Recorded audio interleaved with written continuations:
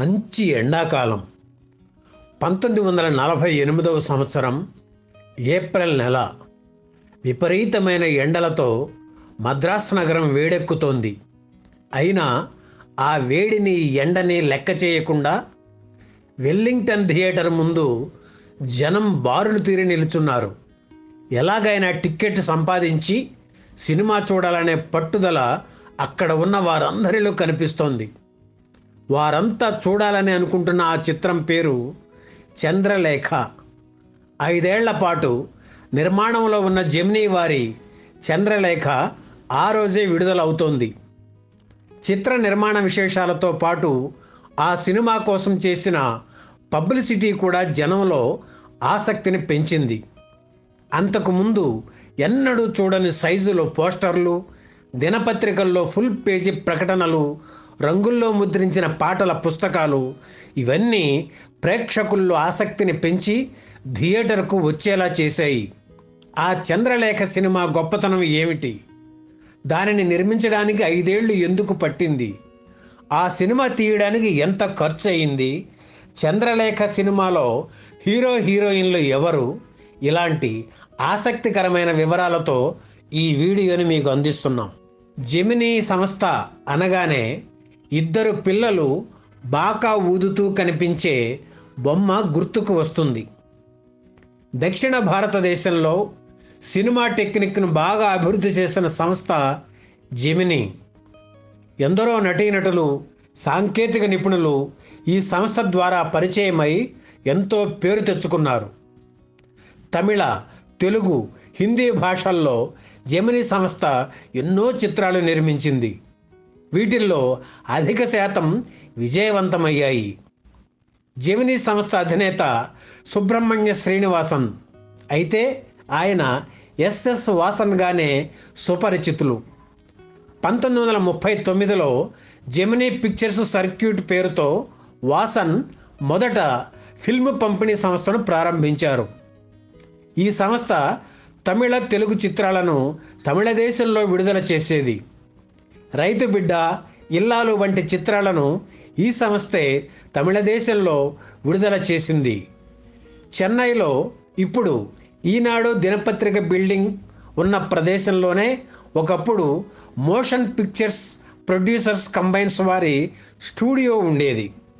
ఆ స్టూడియో దివాళా తీయడంతో వేలంపాటలో వాసన్ కొన్నారు. తన డిస్ట్రిబ్యూషన్ సంస్థ పేరుతోనే జెమినీ స్టూడియో అని పేరు పెట్టి 1940 నుంచి కార్యక్రమాలు ప్రారంభించారు.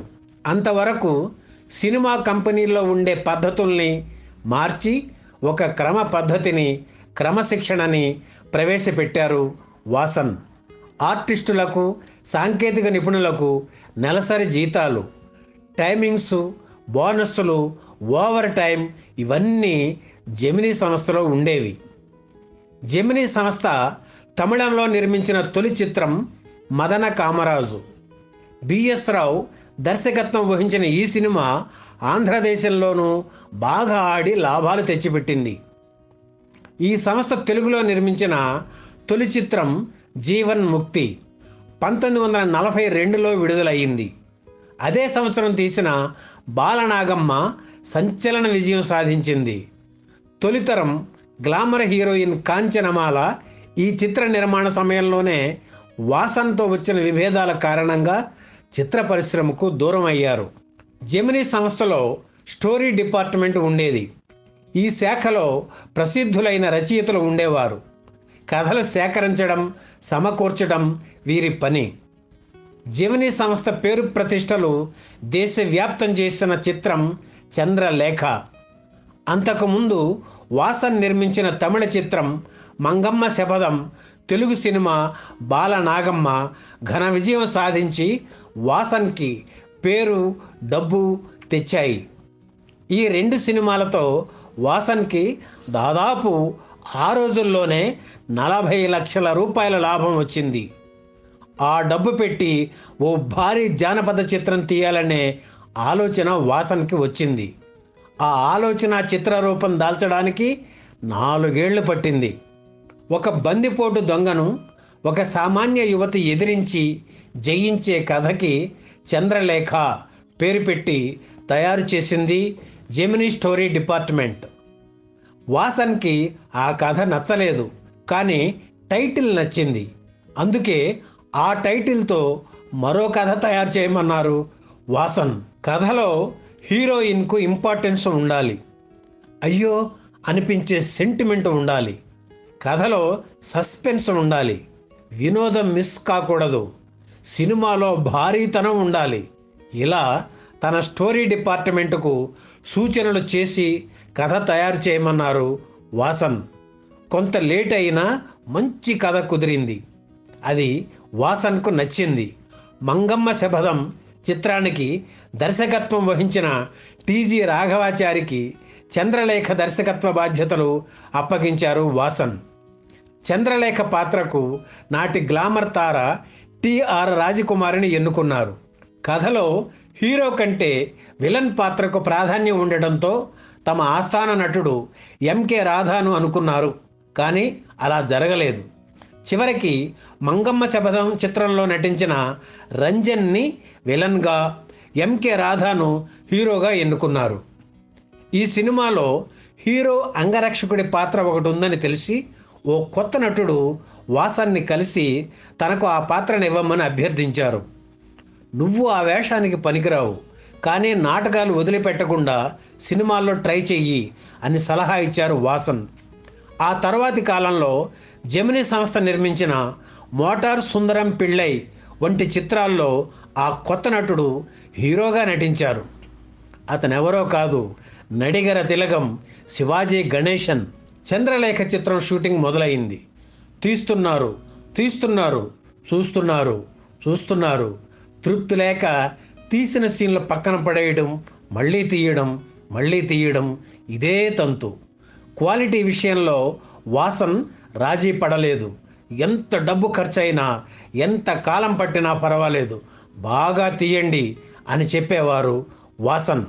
ఆ పట్టుదలతో చిత్ర నిర్మాణం సాగడంతో పూర్తి కావడానికి 5 ఏళ్లు పట్టింది. 3 లక్షల రూపాయలతో సినిమా తీయడమే ఆ రోజుల్లో గొప్ప. కానీ చంద్రలేఖ కోసం 30 లక్షలు ఖర్చు పెట్టారు వాసన్. కేవలం పబ్లిసిటీ కోసం 10 లక్షలు ఖర్చు చేయడం వాసన్ సాహసానికి నిదర్శనం. 1948 ఏప్రిల్ 9న చంద్రలేఖ విడుదలైంది. దక్షిణ దేశంలోనే కాదు, భారతదేశంలోనే అతి ఖరీదైన చిత్రంగా రికార్డు సంపాదించిన చంద్రలేఖను చూడడానికి ప్రేక్షకులు థియేటర్లకు పరుగులు తీశారు. ఆంధ్రదేశంలోనూ ఈ సినిమా విడుదలయ్యింది. తమిళం అర్థం కాకపోయినా తెలుగు ప్రేక్షకులు ఈ సినిమాను తెగ చూశారు. తమిళ డైలాగులను థియేటర్లో వ్యాఖ్యాత తెలుగులో అనువదించి చెబుతుండటంతో బాగా ఎంజాయ్ చేశారు. విజయవాడలోని మారుతి టాకీస్లో చంద్రలేఖ 25 వారాలాడింది. ఈ చిత్రాన్ని హిందీలోనూ నిర్మించారు వాసన్. అక్కడ కూడా అద్భుత విజయం సాధించి దక్షిణ భారతదేశంలో హిందీ చిత్ర నిర్మాణం పెరగడానికి మార్గం ఏర్పరిచింది.